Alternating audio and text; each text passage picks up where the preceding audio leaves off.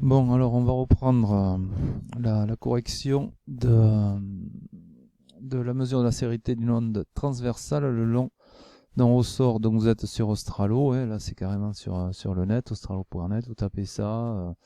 Ensuite vous avez animation, c'est votre animation physique, voilà. Enfin, j'ai mis les liens sur Pronote. Donc voilà, on attaque.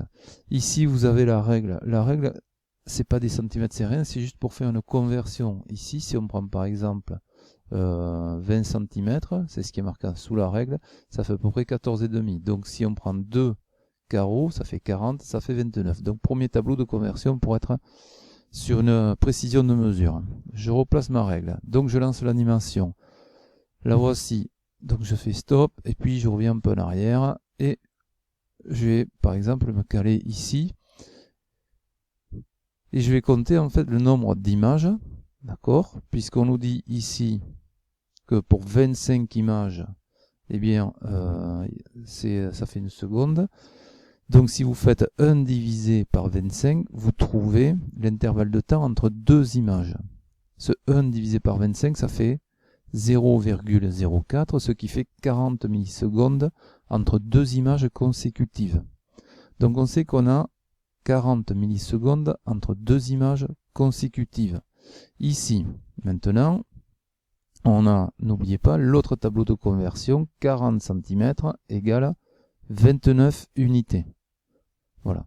Et maintenant, je me cale ici et regardez, bon, je me suis à peu près mis là comme ça, je vais prendre que le max, c'est ça qui m'intéresse, d'accord? Le max, alors le max est-ce qu'il est là, est-ce qu'il est là, il y a une petite imprécision de mesure, mais ici on est sur 0, d'accord? Et là, j'avance image par image, donc 1, 2, 3, 4.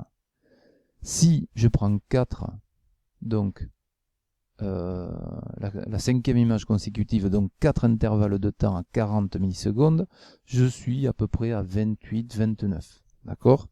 Donc 28, 29, moi j'ai pris 28 unités, c'est bien ça.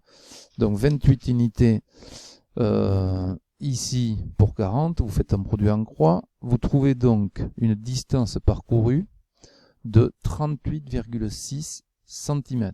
C'est juste un produit en croix. On a dit qu'on avait 4 intervalles de temps. Il y a 5 images. La première est comptée. On arrive à la cinquième, donc 4 intervalles de temps. Ce qui fait un intervalle de temps pour parcourir cette distance de 160 millisecondes. 4 fois 40 millisecondes.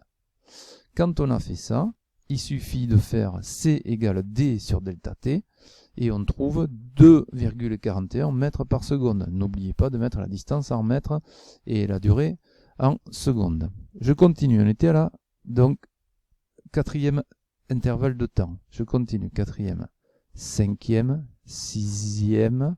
Alors juste avant, vous voyez, on est resté bloqué, donc ça compte pas. Sixième et septième.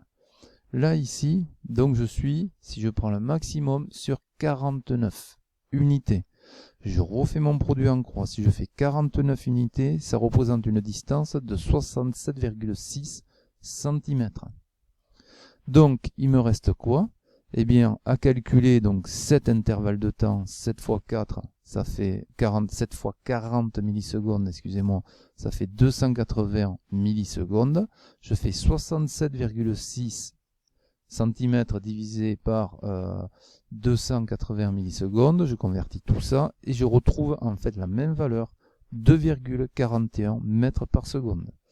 Donc voilà l'idée pour commencer, pour faire cette manipulation. Donc ici sur le côté, vous avez le nombre d'images par seconde qui permet de déterminer en faisant 1 divisé par 25, je le rappelle, 1 divisé par 25 donnera l'intervalle de temps entre deux images consécutives.